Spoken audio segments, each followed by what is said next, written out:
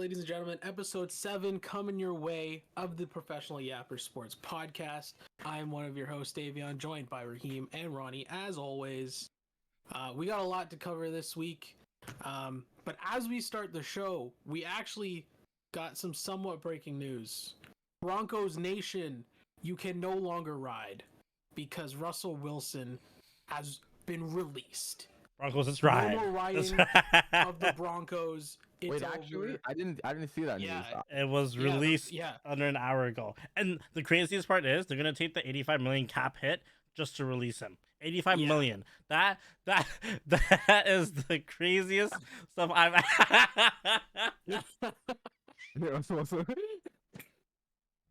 Broncos Nation, you are free.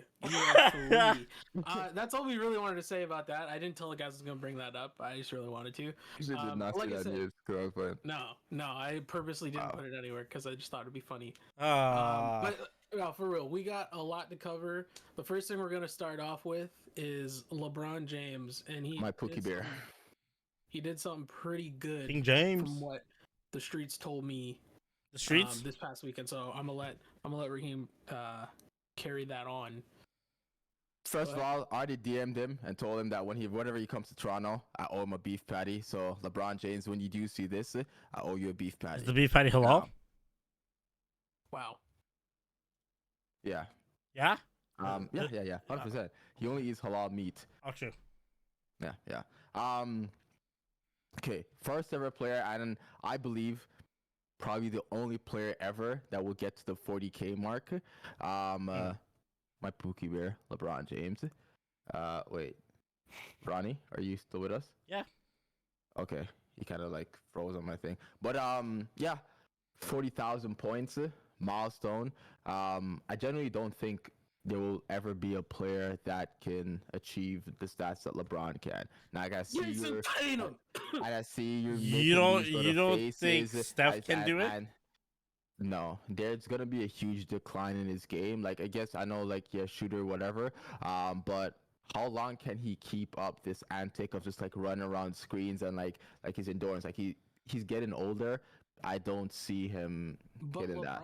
Doing it. I disagree. So like that's the thing. Like but LeBron's game is different. Okay, if no, LeBron's but a specimen. He's built in a lab. No, you're not wrong with that. But Steph's game is such a way where it's easier for him to run around, scream, and shoot it. That's why he has more like durability now. Like he's not getting injured as often. His team sucks, but he's still putting up the numbers. Yeah. And then years prior, when KD left, people were like, "All right, the charade of Steph Curry is not going to last anymore." And then he got higher numbers. He went crazier with it. So like, I feel like if anyone in the current era can do it, it's Steph. Agreed. I think he can get close, but I don't think he'll hit it. Where's he at now? Pull up the stats. Let's take a look. So if you look at like he's top 10. No, he's top 15. So NBA all-time scoring list should be. He is. Oh God, he's number 31. Yeah. So yeah. So like 939 games played. So the total amount of points though is he's at 23K. Okay. And how old is Stephen? How old is Steph right now? He is 35. Okay. So he has 5 years to make it. I 5 years. Like I don't think we get the same. Obviously not. Yeah, not you're right. You're performance. Right. Yeah. So I don't like saying this, but for once, I think you're right. I think he'll hit top 10 for sure. I think he'll hit the 30,000 mark. I doubt he'll hit 40,000. I think the biggest reason why is because like LeBron was, like you said, was like a specimen, and he was averaging 20 plus points since his rookie games, since his rookie year, and he barely got injured. You know, I mean, he went to Miami and then just killed it from there. Came out to Cleveland and killed it there. It's different, man. Like this is like honorable mention. Jason Tatum. I think no. I think if Wemby can gain some weight. Oh nah. Stay injury free and stay consistent. I think he can get close to it as well. He can have a long, lengthy career and possibly hit that 40K mark. You should put. Yeah, I don't. Yeah, no, I don't think so. That's if he gains I think weight, Jason though. Tatum has Put more your of a money chance. where your mouth is, man. I think Jason Tatum has more of a chance to do that than Wembanyama. No, you guys are saying Jason Tatum just to piss me off. I mean, like, can you be like? First of all, it's a little too easy, mate. like LeBron stats is crazy, but like, look at the new era now. You got the Jason Tatum's, Jalen Browns. Steph's on the decline, not decline, but like he's on the older age. Same with KD. Yeah. If you look at like the current, like Luka. I don't think Luka will hit 40K. Why not? He doesn't have the endurance. I don't think his body. He doesn't take care of his body like LeBron. Yeah, and you're not wrong about it that. will break down before, like, he won't have a long, lengthy career. Medicine and technology is changing though, and anyone can take a That is trip true. to Miami. Okay, they can go to Miami and then magically become the healthiest man ever. So who knows? Like I take back. I think Luka might hit it.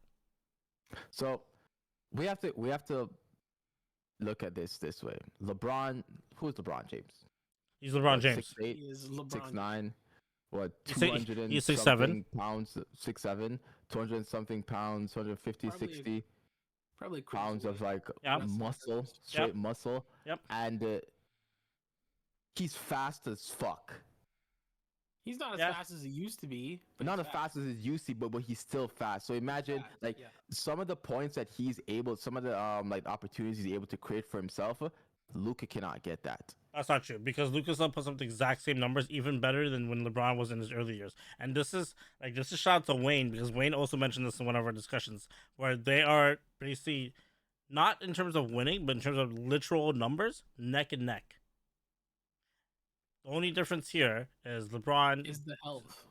Not even. It's sort of, but even with the health, like the numbers are still exactly the same, which is kind of crazy. The difference here is Luka got a head start playing pro, whereas LeBron got a head start in the NBA because he started off younger.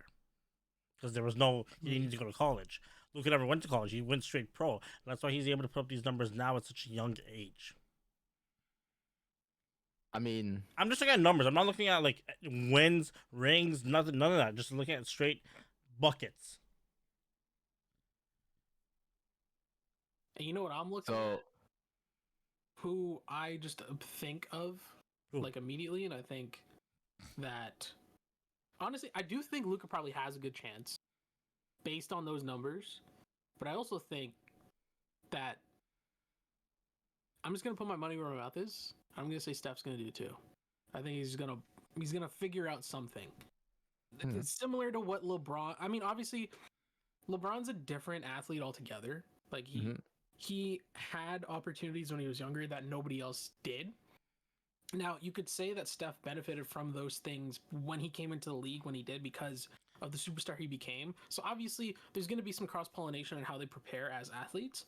But I think Steph is smart enough to know he's getting older and he's seeing what LeBron can do. And you, as a competitive athlete, you'd have to think that he wants to be there too. So yeah, I agree with that. Why I think that's why I think he's gonna get close. Like how close? How close are we thinking? Because like I was thinking about this when I mentioned it. So Steph got drafted in 2009, and he had a really terrible 4 years, and it wasn't until 2013 where he actually started to play well. So if you think about that last 4 or 5 years, the lost of the 4 or 5 years, he didn't put up numbers, and that's why I'm looking at the stats now. 35, 23,000 points. That's like nothing compared to like a DeMar. DeMar just hit 25,000 points.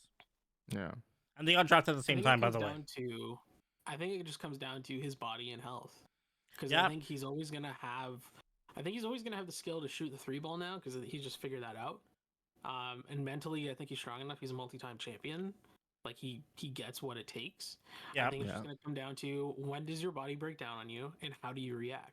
How can you react, right? Because you also have to look at the average age of an NBA superstar. Yeah. Right? It's like LeBron being in his like 21st, going on 22nd year, whatever the case would be. That's not a normal thing to do, putting out these consistent numbers, right? So this is like a first off, like a one-off. Let me be clear. The deck is still stacked up against Steph. It is.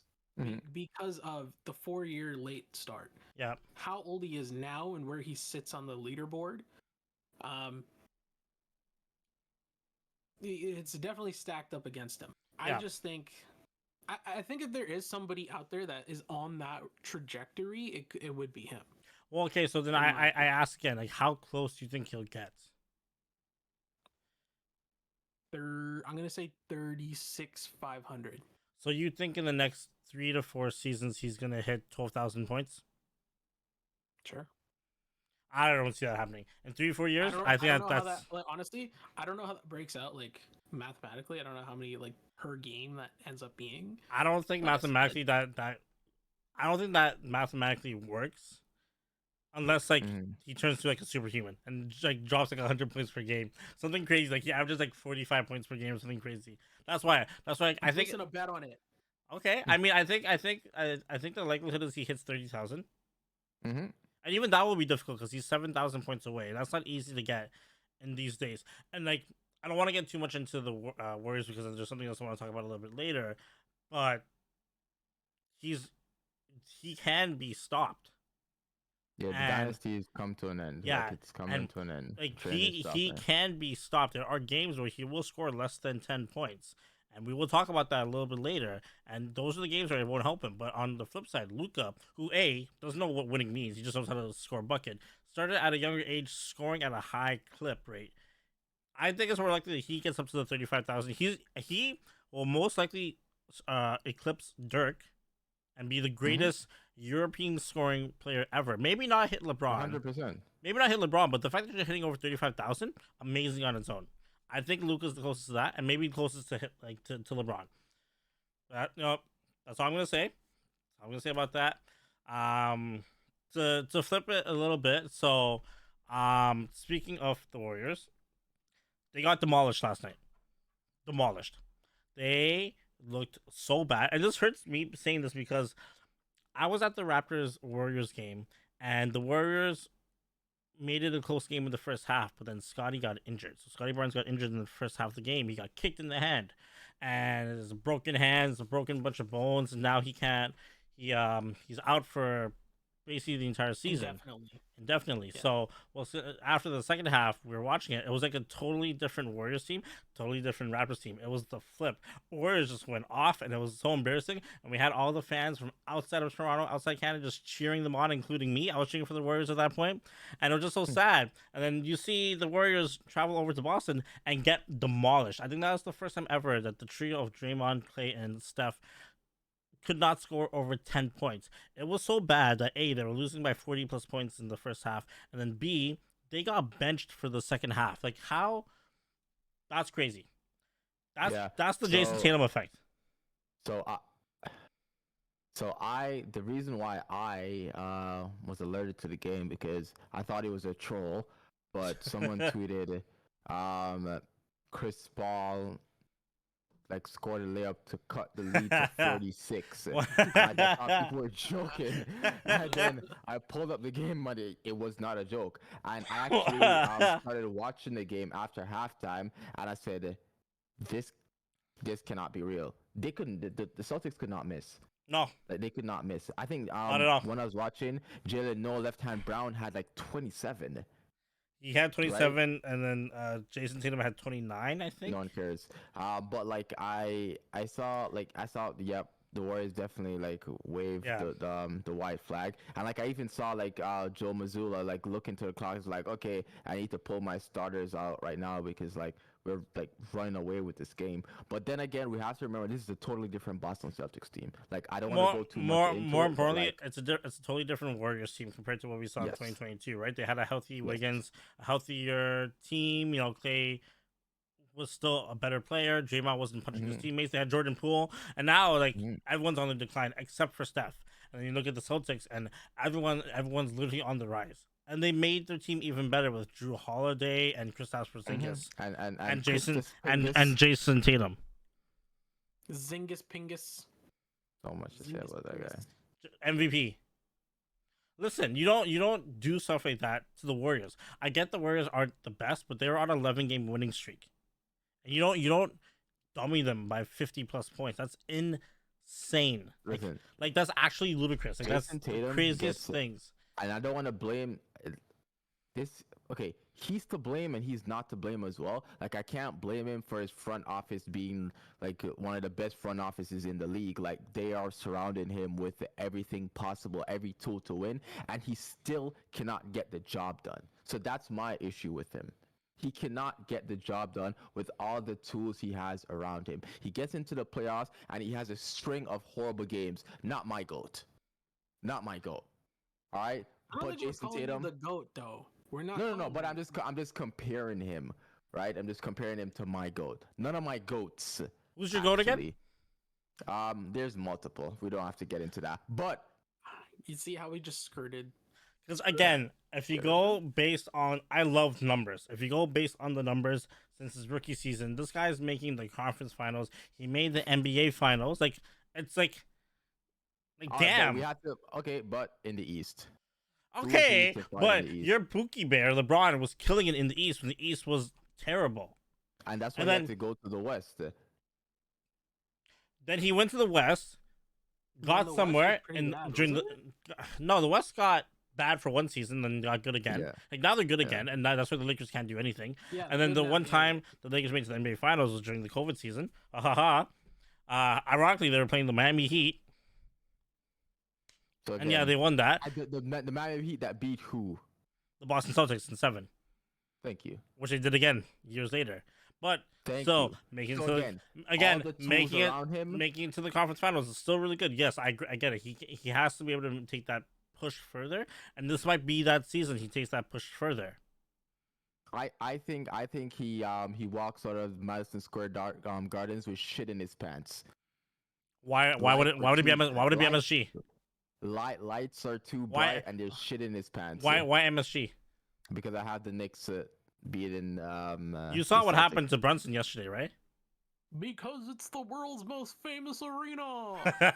You saw what happened to Brunson yesterday, right? What happened to Brunson? He got injured yesterday. We don't know how long he's out for. It might be a little. Oh God. I mean, I was not aware of. OG's injured. Precious is injured. Nobody cares about those. No, but no. But they care about OG. OG is such a big benefactor to the Knicks. Without OG, you're not making that noise. You're not stopping Tatum and or Brown. So good luck with that. You're 5'11" point guard. He's walking out of TD Garden with shit in his trousers. Oh my God. Anyways, I think no comment at the press conference. Just diarrhea running into his Nike Elite socks. I will get you a Jason Tatum jersey, and I will never accept it. I hate that man. Every year. You'd waste Davion's money for like that. His hard-earned money. Oh my goodness! You know what? That's fine. Can we quickly talk about the greatest, not even women's, the greatest NCAA basketball player ever? And future greatest WNBA basketball ever, Caitlin Clark. Straight buckets. I will be watching. Can you guys explain this to me in baseball terms? So she's Babe Ruth. No. Of the NCAA. That good? No, I think she's that good. She's bright. How was Bryce Harper in college? He was. I'm not even joking. I think one magazine called him the baseball messiah. So that's who she is. She is Bryce Harper to the MLB world because she broke the all-time women's and men's scoring record in NCAA. And every time she plays in the tournament, it's just exciting. She packs out stadiums. Like literally like no seats left. People watching from the parking lot. Everybody comes to watch her hoop, she hoops. This next question I'm gonna ask. Well, I think just answer every question. If she comes to play a game in Toronto, Raheem, are you going? Yes, 100%. Okay. I would love to see her play in person. I get it now. It's like when LeBron was being drafted in 2003. The next up and coming, the next GOAT. This is what Caitlin Clark is. So whoever gets that first overall pick in the WNBA, you're set. You're set. You're set. Your franchise is set. I think she might even raise the revenue for the WNBA. Oh, 100%. Once she gets drafted. 100%. I feel like everybody is so in tuned with Caitlin Clark. What I mean, she's nasty. I mean, she is really fucking good at the beginning. I feel basketball. So I don't know if you guys remember what happened in the summer with MLSC and the WNBA. So WNBA held a game and Scotiabank, and there was a lot of rumors that we were going to get an expansion team, and MLSE at the end of the day nixed the deal because they didn't think it was going to be profitable. I think a big reason why MLSE thought that was it was because Caitlin Clark didn't declare for the draft yet. People thought she was going to play on all 4 years, and I promise you, if MLSE knew that Caitlin Clark was going to declare, and we were going to get an expansion team with a high probability of getting the first overall pick, we would have probably chose the franchise instead of it going to Golden State. And I also have to say that even though I like that she's declaring for the NBA, I think WNBA for her pockets, WNBA for her pockets, she should have stayed in college because I feel like she'll make way more money there with the endorsements and stuff maybe. like that. Yeah, maybe. Yeah. So I mean, but imagine now. First of all, you have Sabrina Adusky, who has a Nike shoe deal. You don't think Caitlin Clarkson get that out of the rip? Absolutely. She can get one in college. Yeah, but they'll pay more for the WNBA one. You also got to remember, though, the exposure that you get when being attached to the league is massive. Like, I get it's the WNBA, not the NBA, but her star power, from what you guys are telling me, it's gonna do wonders for the league. Yeah, and then also herself. The cross promotion that's gonna happen with. Furthermore, with WNBA and NBA, we already saw that with the All-Star game with Sabrina and Steph. Now imagine. We have to see her at the All-Star game next year. 100%. In my opinion. 100%. I think this is a great opportunity. I think this is a great opportunity for Caitlin, WNBA and NBA. It'll finally make this league profitable and more enjoyable. It's not to say that we don't enjoy like WNBA. It's great. Okay, I'm gonna be honest here. Look, we don't enjoy the WNBA. No, the games are boring. I've tried to watch a game and they're not entertaining. I'm gonna be honest. I went to that WNBA game in Toronto and it was crazy. First of all, I was saying like literally first row of the 100 level. I've never sat that close before, and it was exhilarating. It was a lot of fun. I'm like, this is great. Imagine a game like this all the time. Now, I don't think it could fill out Scotiabank every single time, but I think like with more competition and more fiery people like Angel Reese and Caitlin Clark in the WNBA. Yes. League is in such good hands. Like they just need that excitement, the wow factor. None of this like. They need some personality. Yes, exactly. They need some personality. And to like go over like how good she is again, Davion. Like I just remembered it. To like to be the all-time leading scorer in the NCAA. She hit a step back from basically half court with a hand in her face. To hit to break her milestone. So yeah, that's who crazy. we deal with. It was nuts. It was sick. Yeah. And the girl just like mean monkey walking back, not even like high five. Was like I'm ready. She might be like top 5 white people on earth. Okay, so speaking of which, let's talk about some baseball now. So there's some baseball news that happened, and I'm gonna let Davion take it away from here. Speaking of white people, that's funny. So we had that long form discussion about the Boris 4 it was at the time, and now there's only 3 left. So I think we started something. I think we started something because Matt Chapman signed with the San Francisco Giants. It was all professional yappers. Boris heard the podcast and was like, "Man, I need to get to stepping." Yeah, he was like, the boss call was made. Yep, the boss call was made. He listened to the episode and called Matt immediately. He's like, "You're signing the next deal we get." My thoughts on the deal are what was the deal? Tell us what the deal was. It's a 3-year, $54 million deal. He has opt-outs every year. So the first year is 20 million, next year is 18, and the last one is whatever the difference is between 38 and 54. Wait, you said 3-year, $54 million deal? Yep. Yeah. Oh, he's making less money than Ronnie? What the hell?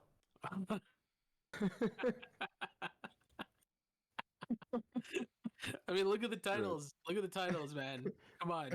What? Guys, Ronnie's not making that kind of money. Not yet. Not yet. Yeah, so he signed a 3-year deal, opt-outs every year. My immediate reaction was Scott Boras needs to be fired because Matt Chapman had a 9-figure extension on the table in November from the Blue Jays. Raheem, what does 9 figures mean? A lot of money. How much money? Millions. Billions. Hundreds of millions. I mean, 9-figure is minimum $100 million deal. This was before April, right? Like April last year? No, this is November this year. We offered him. Before he hit free agency. Jays offered him 9 figures to return. They offered him 9 figures to return. He turned it down because Scott Boras is a huge proponent of hit the free agent market while you can. So he did, and he decided to sign with San Francisco Giants. I heard, and I don't have any sources. This is literally me scrolling through Twitter, so this could be completely made up. But this could also be true, and the numbers back it up.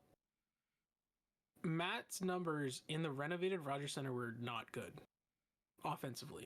Defensively, he was his regular Matt Chapman self. He was very good defensively. One of the best third basemen in the league. Offensively, he was terrible. For those who watch Blue Jays baseball, April was his greatest month of his career, probably. And then he fell off a cliff.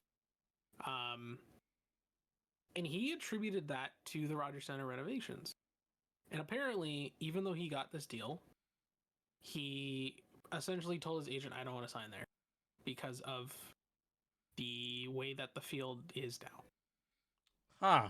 I am not shocked because if you look at the effect on offenses last year, the field renovations had a bigger impact negatively than positively, which was like the opposite of what people were thinking, because part of the fences were brought in, some of them were brought out in a sense of where they should have been because they were too close. It's more ballparky, so like it's not uniform anymore, which I personally like. But I just found that interesting. So, and listen, Matt's probably super happy that he's playing on the West Coast again because he's from the West Coast. So he didn't sign because of the field? Yeah, so in baseball, the field has a lot to do with where players go. Yeah. It's not a uniform court like the NBA or the NHL. The ballparks have different dimensions, and it's just part of how the sport's always been. If you look at Baltimore's ballpark, they moved the left field walls back because their pitching was so bad that they at the time were like, move the walls back and left or right-handed hitters won't hit as many home runs, which they didn't because they moved it back significantly. On the flip side, New York in Yankee Stadium, right field is unbelievably short. In Boston, the Green Monster is literally a giant wall. In left field. That's like, yeah, it's, what is it, like 20 feet tall or something? It's ridiculous. Left field, yeah, left field is so close to the field. Left field is only 310, I think, feet. So the ballpark, I could see that being a thing. I'm not mad at him for that because personally, I like Matt Chapman defensively, but offensively, there was so much there left to be desired. Yeah. He was not Josh Donaldson. He was not. I mean, we had Scott Rowland on the team at some point. We had Troy Glass, who just hit a million home runs all the time. He was not that player, and we acquired him to be that player. So he's gone. Like I said, I think the Giants will be okay. Probably be. I've always thought they were going to be mid, no matter who they added, unless it was Ohtani. Like they're essentially going to be like our same ball range. Like it's. Yeah, I mean, Matt Chapman's not going to move the needle for them. The Blue Jays of the West. Exactly. Yeah. You know, and to piggyback off what you said, I really liked Chapman. I like how professional he was. Professionalism. Yeah. Solid. Like one of the best third basemen. Offensively, he was just not it though. Just like that month of April was such a dream that like he fell off such a huge cliff. Like it's like watching Cam Thomas play basketball. It was such a fall. Like one game he'll have 50 points, and the next game, nothing. He's like silent. That April to me, I was like, holy crap, he figured something out. And then it was sustained for the month, and then I started to see the signs like right at the end. He was striking out a lot. And I think it's because I'm a lifelong Blue Jays fan. I'm a notoriously like a glass half empty kind of person. You're just a Toronto fan in general. Yeah. And so I saw that and I was like, oh no, this is not good. And I unfortunately was right. Yep. So I wish all the best to him. I'm happy to I was happy to be a fan of his. I'm gonna still wear his jersey. I'm still gonna wear the jersey too. I even manifested the trade that brought him to Toronto, so I can partially take credit for that. But yeah, I'm not entirely surprised. And maybe by the time this episode comes out, one of the other pitchers is gonna be signed, because I'm seeing some rumors that 4 teams have reached out to Scott Boras individually about those guys. Yeah, for Snell, right? For Blake Snell and Montgomery. Yeah, I heard that too. So we'll have to wait and see.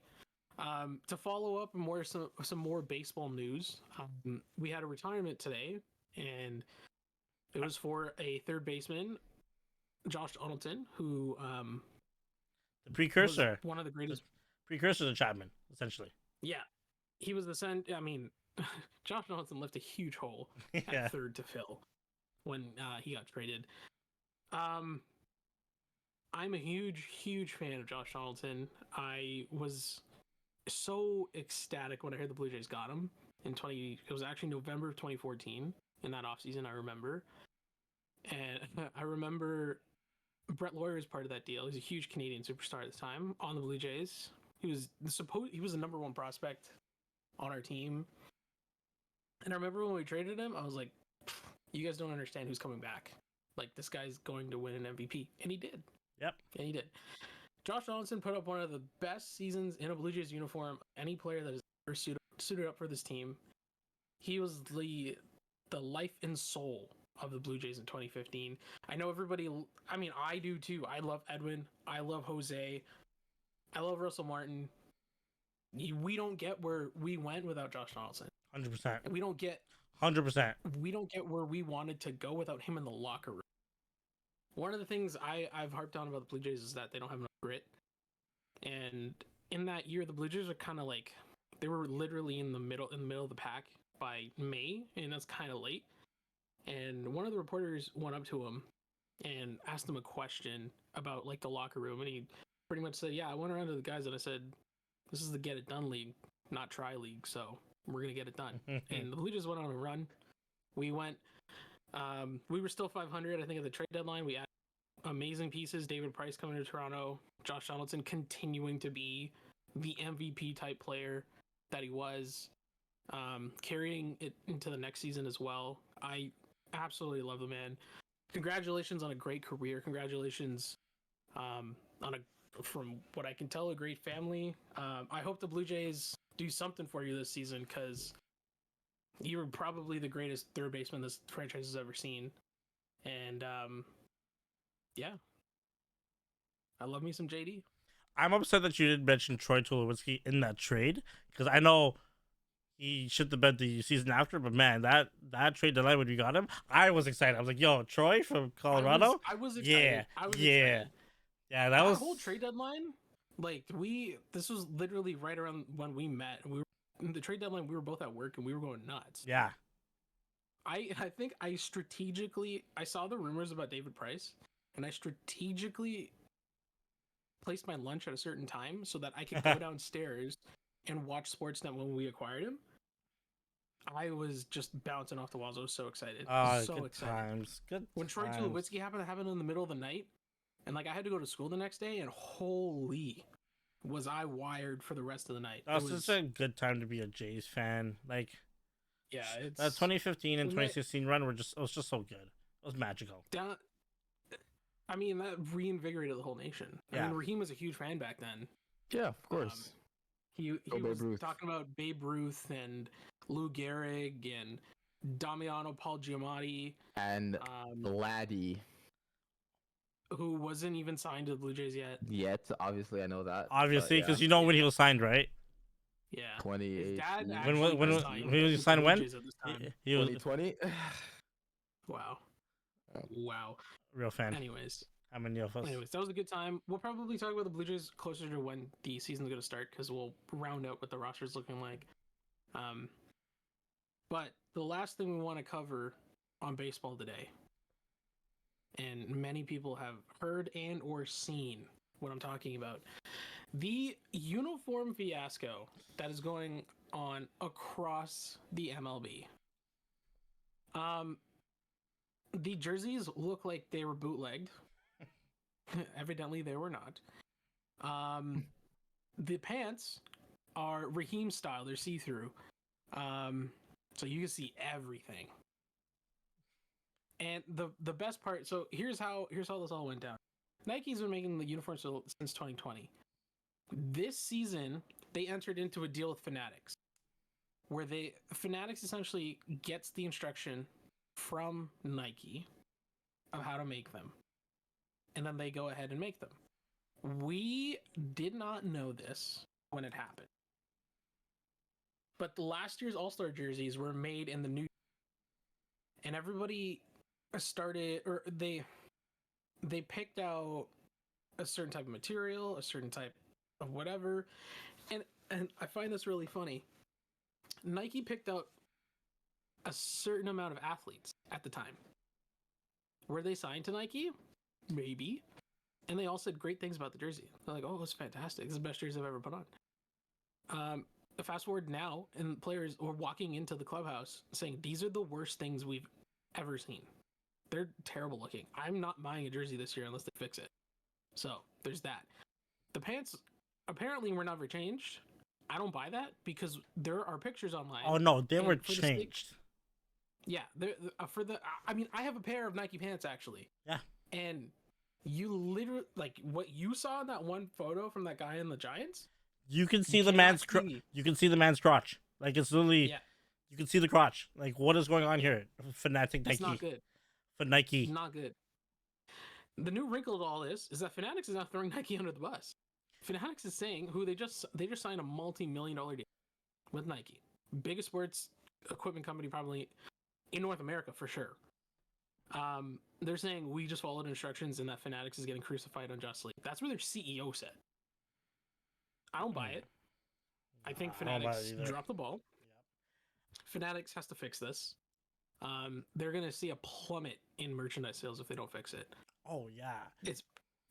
But like easily the worst quality in a major league sport of uniforms. See, and for the casual listener, so the way jersey apparels work is there's different tiers. So there's authentic, there's replica, which is close to authentic, and then underneath replica, there's the Fanatics version, which is meant to be priced fairly for everyone to afford. But the Fanatics version is made poorly. It's cheap. It's not stitched. It's just ironed on, maybe glued on, and you can tell the difference. And when you get a replica basketball, baseball, or hockey jersey, because those are the three that they do it for, you can see that those are closer to the encore performance. And then when you get the authentic, it's legit what the players wear. So to see the Fanatics is partnering up with MLB, Nike, it's ludicrous to me because Fanatics doesn't know how to make the authentic on-field equipment. They don't know how to do that because their whole market has always been the lowest tiered fan merchandise. They sell this stuff like not to degrade anyone, but they sell their merchandise at the national sports, at the Walmart, so that it can be affordable for anyone. It's not meant it's meant for everyone compared to an authentic or a swingman who like the fans that have like large amounts of money can buy. Like the other thing that's getting a lot of people is the prices are staying the same or going up for less quality. Yes. Oh my goodness, yes. I saw the price of a jersey in the US, mind you. Because in the US, a Nike jersey last year in the US was maybe $125. I think I paid $150 for my Miggy jersey at Comerica Park. What's the name, right? With the name, yeah. $150 US. So it's like $210 Canadian, yeah. Yeah. They are now $170 to $180 US. And Fanatics is sewing on the Nike logo onto it for a worse piece of clothing. Insane. The names on the back of the jersey. First of all, they're completely off center. They shifted it down, and it's like it looks like this, like around someone's back, like it's bad. It used to be flatter, but now it looks like everybody has a 12-letter last name. Like, it's ridiculous. They are slightly stitched on and then ironed on. They're falling off in the wash when people put their jerseys to wash after the first spin cycle, it's ruined. And you can't buy one. Essentially, you're saying like the jerseys look like these jerseys, where it's like screen printed on, that and like right there, like that with right the there. back looking like this, right? You're basically saying this is what the jersey looks like, right? That right there is better. That's better. That's better. Oh, I don't know. I don't know. I would have preferred if they went a sublimated route. If they went sublimated and then stitched on certain pieces of the uniform, it would have looked better. One thing that really like killed what they did last year. Well, they didn't sublimate anything last year. Hockey. Here. My hockey jersey, my All-Star jersey, the NHL one. It's exactly what you just said. So, do you see the 3D details on my hat? Like it's actually embossed. Yeah. That used to be on the authentic uniforms for the players. Yes. Yep. It is no longer there. It is now just a flat image. It looks like a replica that you could buy at a sports store, at a fan store, where you could buy a J shop, where you could buy online. And I mean, the other side of that argument is, well, now all your old stuff looks like it was also on the field. Everybody knows that the old stuff just looks a lot better. You could just tell by looking at the back.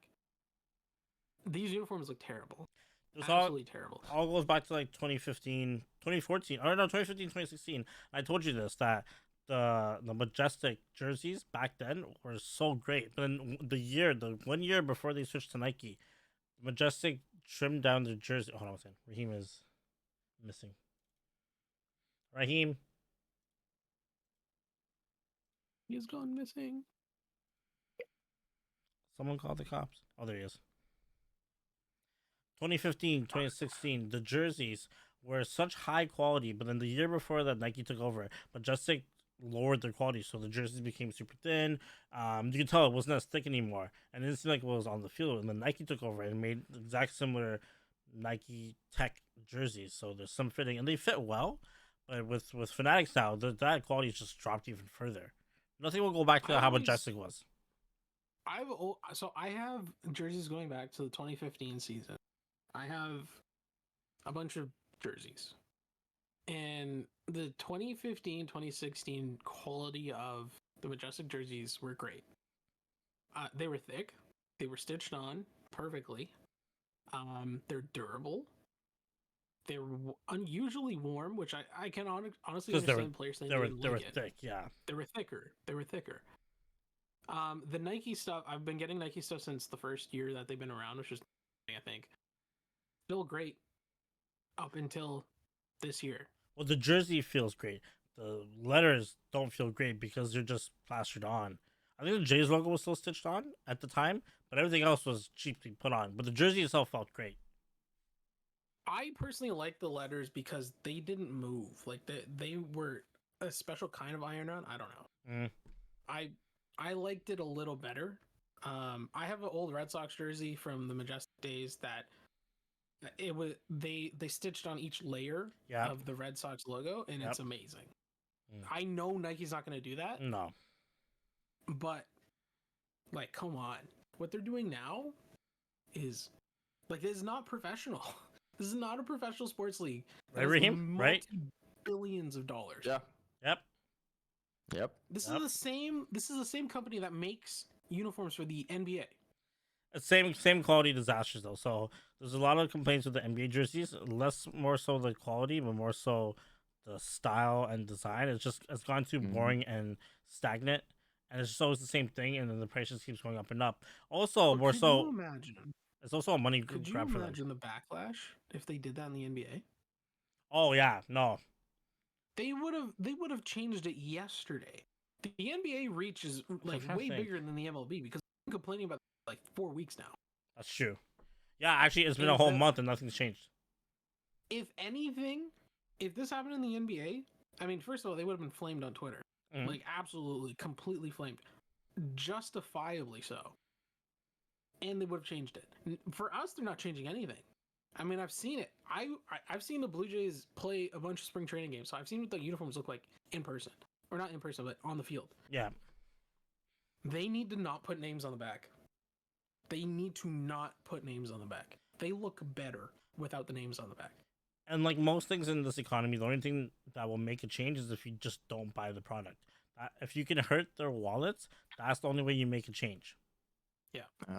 Exactly. So yeah, they need to fix these uniforms. It's terrible. I'm just find it comical that the Fnatic CEO was crying essentially about something that his company did. This is the same dude that has white shirt parties with a bunch of celebrities. Mark Rubin. Why? Yeah. No, not Mark Cuban. No. Michael Rubin. Rubin. Oh, Yeah. Rubin. Yeah. Meek Mill's best friend. Same guy. Hmm. Yeah. So, yeah, this is terrible. But I ain't buying a jersey. If anything, I'm buying a Mitchell and Ness jersey because they make them as they were. Yeah. I got 2 this year, and they're amazing. Yep. Ken Griffey Jr. one, the Roy Halladay one, just simply amazing. If Majestic could somehow just come back, no, they found their niche. Like they're in a good lane of just retro jerseys.